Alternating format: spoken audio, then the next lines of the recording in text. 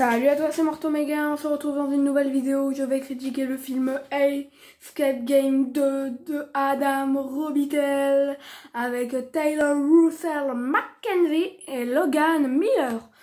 Première information, je suis sortie satisfait de ma séance. Alors que pourtant, il y a plein de détails négatifs.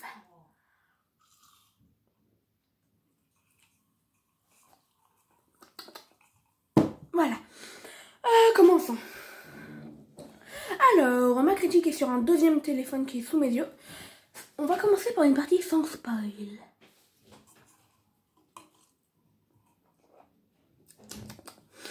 Personnages. Je suis content que les deux personnages aient gardé leur personnalité et ça fait réellement plaisir de les revoir.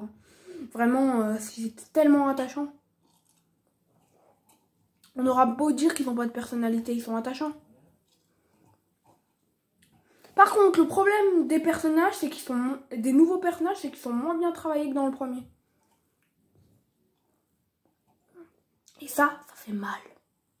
Par contre, à propos de la mort des personnages, c'était plus inattendu. Je parle de l'ordre dans lequel ils sont morts, parce que, petit spoil, il y en a un qui est mort. Non, je vais pas le dire, remarquons, parce qu'on est dans la partie non spoil. Certains personnages sont par contre originaux, mais j'ai eu moins d'attachement à cause d'un truc qu'on verra en section spoiler. Et d'ailleurs, le personnage de Rachel, c'était mon préféré. On en parlera aussi en section spoiler. Le stress. Alors... le stress est dégoûtu. Comme ce Pepsi. Le stress, la tension est présente dès la première salle. Hein. Mais certaines scènes censées être horribles, elles sont pourries, on en reparlera en section spoil. Ça a un lien avec la section personnage. Pour vous donner un petit ordre d'idée. Alors, le casting que j'ai oublié de vous dire en entier. Alors, on a Carlito Olivero dans le rôle de Derez. India Moore dans le rôle de Brianna. Holland Roden dans le rôle de Rachel. Et Thomas Cockrell dans le rôle de Nathan. Le jeu d'acteur, il est pareil que le premier. Adam Robitel, il sait faire son choix. Parce que c'est de bons acteurs, mais ils se démarquent pas. C'est de bons acteurs, mais ils se démarquent pas. Voilà. Tout simplement. Je veux pas cracher dans la soupe, mais c'est ça. Les personnages sont comme ça.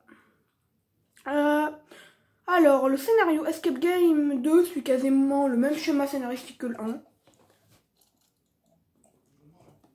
Les changements qu'il y a, il est très agréable. Vraiment un film d'horreur. C'est un thriller. Par rapport au premier, il n'est pas psychologique.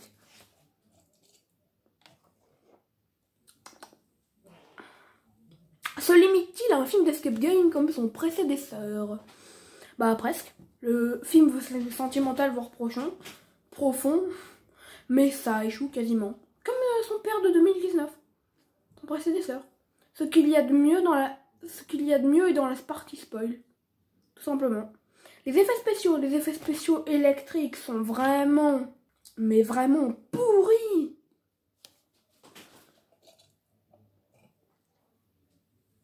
On en verra dans les décors qui seront juste après. Les deux premières salles sont pas très ouf au niveau décoratif, mais on sent que le budget a été mis sur la troisième. Et ça, les effets spéciaux de la troisième sont bien. Sont vraiment bien. Voilà. Et puis la quatrième et la cinquième salle, on en parle. S'il vous plaît. Il n'y a que la troisième salle qui est bonne. Pourtant, au début, voilà quoi. En plus, il y a un petit détail dans la quatrième salle qui, si on regarde bien, une petite erreur qu'on verra dans la partie spoil. Le doublage, bah même doublage que dans le 1, un bon doublage. Et il y a une petite poursuite, une scène d'action si j'ose dire, au tout début, avant que l'escape game commence. Et ben on a été servi. Petite scène d'action, petite scène course-poursuite, mais j'ai adoré. Vraiment, ils ont couru. J'ai kiffé de fou. Voilà, très petite, satisfaisante, appréciable. Musique sans distinction particulière. Et petite info, il y a 5 salles. Bon bah pour ceux qui veulent pas être spoilés, bah c'est la fin. Bah ouais, c'est la fin. Je mets une bonne note. Il est très bon.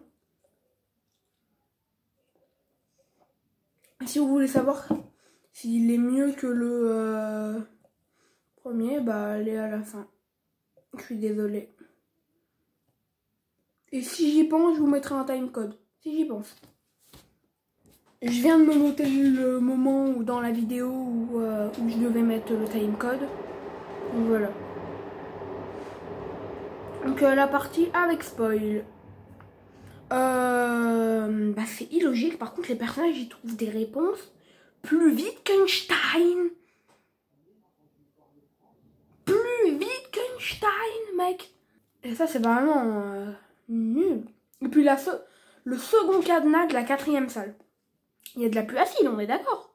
Le cadenas aurait dû fondre. Ah oui, il aurait dû fondre. Et comme je le disais tout à l'heure, il y avait un moment plus sentimental que les autres. C'est la scène avec Amanda. Ah ouais, ça a fait remonter la note que je mets à ce film. La scène avec Amanda, elle est ouf. C'est le meilleur moment de la saga. Parce que je pense que ça sera une saga. Genre, ils m'ont fait pleurer dans le 1 et ils l'ont fait revivre, ces bâtards. En plus, je l'ai vu aujourd'hui, là, le jour de mon anniversaire.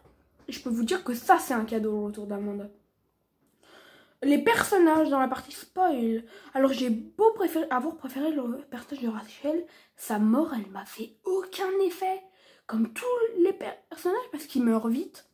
Ils meurent vite et on les exploite pas. Le film, il est trop court. C'est un putain d'escape game. C'est que ça. Voilà. Fin prévisible mais bonne. Voilà. Ma note, 8 sur 10. Sera-t-il meilleur que son prédécesseur? Et non, ça va pas être 8 sur 10, ma note, ça va être 7.5. Est-il meilleur que son prédécesseur? Non. Enfin si. Si. Il est meilleur. Ah, vous y avez tous cru, hein? Non, il est meilleur, ça se voit. Ça se voit.